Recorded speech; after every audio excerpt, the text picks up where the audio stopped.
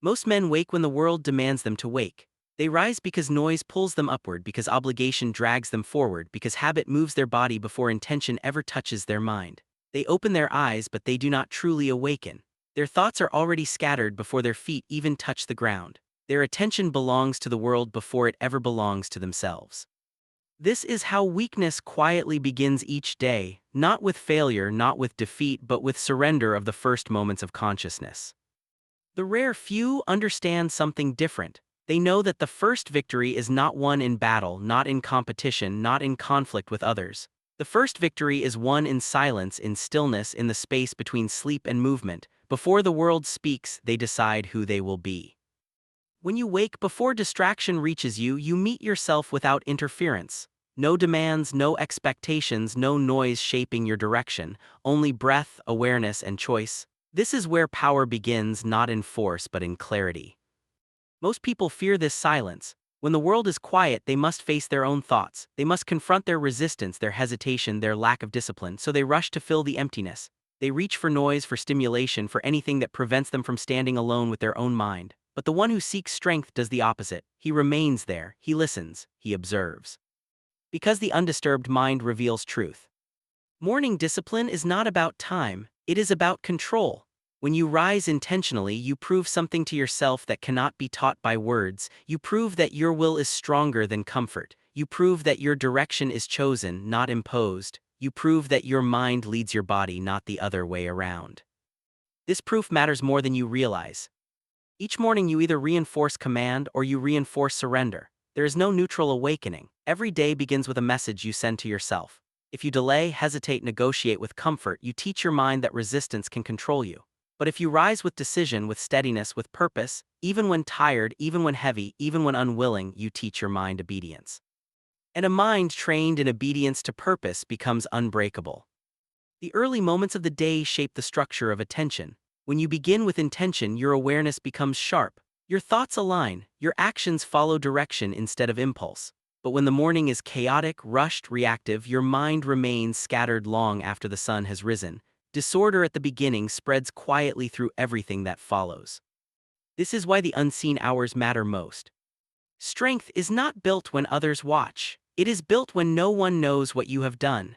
The discipline to rise before comfort releases its grip is invisible to the world, but it is not invisible to you, and the mind remembers what you repeatedly demonstrate. If you repeatedly prove that you can act without waiting for ease, your confidence becomes rooted in evidence. Not belief, not hope, evidence. You begin to trust yourself because you have witnessed your own consistency. This trust is deeper than motivation. It does not rise and fall with emotion. It is built from repeated proof of control. Many believe mental toughness is formed in extreme moments, crisis, pressure, confrontation, but those moments only reveal what has already been practiced in quiet hours. If you cannot command your mind when nothing is demanded of you, you will not command it when everything is demanded of you. The morning is training for pressure. When you rise while your body still desires rest, you practice acting against resistance. When you sit in silence instead of seeking stimulation, you practice remaining steady within emptiness. When you move with intention instead of drifting through habit, you practice conscious control over automatic behavior. These are not small things, they are foundations. The one who masters the beginning of the day masters the direction of energy, and energy directed with precision shapes outcomes long before effort is visible. A scattered mind wastes strength, a focused mind multiplies it. But understand this clearly: waking early is not the purpose. Awakening deliberately is the purpose. You may rise before dawn yet still be ruled by distraction, or you may wake and immediately surrender to noise, urgency, and reaction. In such a case, you have only changed the hour, not the mind. True awakening means presence, awareness before movement, intention before action, stillness before engagement. You claim ownership of your mind before the world attempts to claim it for itself.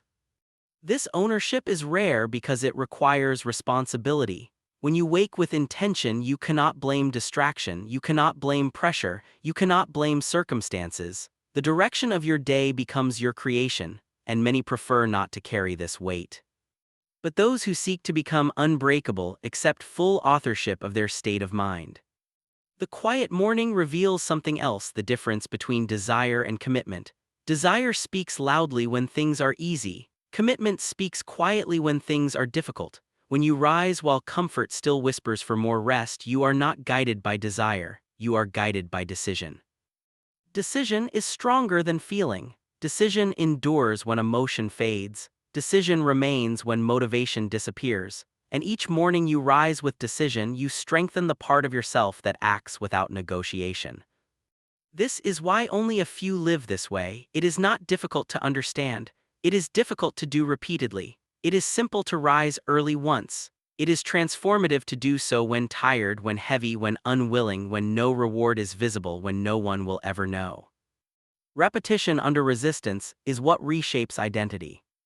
Over time, something subtle changes. The struggle to rise becomes smaller. The mind resists less. The body responds faster. What once required force becomes natural. Discipline becomes rhythm. Effort becomes habit. And when discipline becomes your natural state, external pressure loses much of its power.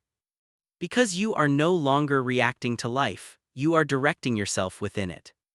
The world will always bring noise, demand, unpredictability, and challenge. But the one who has already claimed victory in silence each morning meets these forces from a position of stability. He has already proven command before the world begins its testing. And this is why the first victory matters most. Win the moment of awakening and the rest of the day moves under your authority. Lose that moment and you spend the day recovering what was surrendered. Rise before the world takes hold of you, and you will never again be easily moved. Strength of the body is easily admired, it is visible, it is measurable, it can be displayed, compared, and praised, but strength of emotion that is hidden, it cannot be weighed or touched, and because it cannot be seen, most people never train it. They assume that what they feel is what must control them. They assume that emotion is truth, that reaction is natural, that intensity is power. But the one who walks the path of mastery understands something most never realize: emotion is not an enemy, but it is also not a leader. It is energy, it is movement, it is information passing through the mind and body, and like wind across water, it can create waves or it can pass without disturbance. The difference is not the force of the wind, the difference is the stillness of the water beneath it. Anyone can remain calm when nothing challenges them. Anyone can appear composed when conditions are easy. But stillness in comfort is not strength, it is merely the absence of pressure. True stability is revealed only when tension rises, when uncertainty grows, when outcomes matter, when the moment demands something from you that you are not certain you can give. This is where most people lose themselves. When pressure appears, their emotions surge without restraint. Fear tightens their chest, anger clouds their judgment, anxiety fractures their focus. Excitement rushes their decisions. They become flooded, overwhelmed, driven not by clarity but by reaction. Their mind becomes a battlefield of impulses, each pulling them in a different direction. And when emotion leads, precision disappears. A trembling hand cannot strike cleanly. A scattered mind cannot perceive accurately. A reactive spirit cannot choose wisely. Emotional chaos is not just discomfort, it is weakness of control. To become unbreakable, you must understand that the real battlefield is not outside you. It is within the space between stimulus and response, between what happens and what you choose to do about it. Most people do not notice this space. Events occur and they react instantly. Someone insults them, anger rises, words are spoken, damage is done, pressure increases, fear rises, hesitation follows, opportunity is lost. Uncertainty appears, anxiety rises, avoidance begins, growth stops. They believe life controls their state, but in truth, they have simply never trained the space between feeling and action. Emotional control does not mean suppression. It does not mean becoming cold, numb, or unfeeling. Suppression is merely delayed chaos. What is buried will rise again, often with greater force. True control means allowing emotion to exist without surrendering authority to it. When anger appears, you notice it, but you do not become it. When fear arises, you feel it, but you do not obey it. When pressure builds, you acknowledge it, but you do not collapse beneath it. You remain present while emotion moves through you, like a mountain standing unmoved while clouds gather and pass around its peak. This stability is not natural, it is cultivated through awareness. The first step is recognition. You must learn to detect emotion at its earliest movement: the tightening jaw, the quickening breath, the restless thought, the subtle shift in posture. Emotion always begins as sensation. If you can observe the sensation early, you can guide your response before intensity takes control. But if you ignore the early signals, emotion grows unchecked. It expands, amplifies, dominates perception. What begins as a ripple becomes a storm simply because it was left unattended. Awareness interrupts escalation. The second step is breathing. The breath is the bridge between body and mind.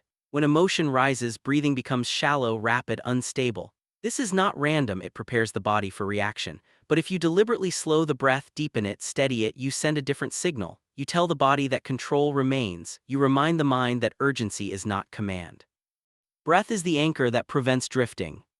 The third step is observation without judgment. Most people fear their emotions because they resist them. They label them weakness, failure, or danger. This resistance intensifies what they wish to escape. But when you simply observe without labeling, without fighting, without feeding, emotion loses fuel. It becomes a passing state, not a defining force. Over time, you discover something remarkable. The emotions themselves do not weaken you, your identification with them does. The moment you say, "I am angry," you merge with the emotion. But when you say, "Anger is present," you create distance. And in that distance, control is born. Control allows choice, choice allows precision, precision allows effectiveness. This is why emotional mastery is greater than physical strength. A powerful body without a steady mind is unpredictable, inefficient, and easily manipulated. But a steady mind can direct even limited strength with perfect timing and perfect focus. Under pressure, the controlled mind sees what others miss. While others react, it observes. While others rush, it waits. While others panic, it calculates. And because it remains clear, it acts with accuracy when the moment demands movement. Many believe emotional intensity gives them power. They believe anger makes them strong, fear makes them alert, urgency makes them fast. And sometimes, for brief moments, this seems true, but intensity burns quickly. It consumes energy without direction. It clouds perception. It narrows vision until only impulse remains. Control, on the other hand, conserves energy. It sharpens awareness. It expands perception. It allows sustained precision over time. The controlled mind does not waste strength on unnecessary reaction. It spends energy only where it serves purpose. But this discipline must be practiced long before great trials arrive. You train emotional control in small moments: irritation, impatience, frustration, disappointment. Each minor disturbance is an opportunity to remain steady. Each small victory strengthens your ability to remain composed when greater pressure emerges. If you cannot remain calm in inconvenience, you will not remain calm in crisis. Consistency builds resilience. Repeated stillness becomes instinct. Eventually, composure is no longer something you force, it becomes your natural state. And when composure becomes natural, something profound happens. External pressure loses its ability to destabilize you. Others may shout, panic, rush, tremble, but your perception remains clear, your judgment remains accurate, your movement remains deliberate. You do not become emotionless, you become unshaken. And when nothing within you is easily shaken, nothing outside you can easily break you. True power is not the ability to strike harder. It is the ability to remain steady when everything around you demands collapse. Master your emotions, and no force in this world will ever move you without your permission.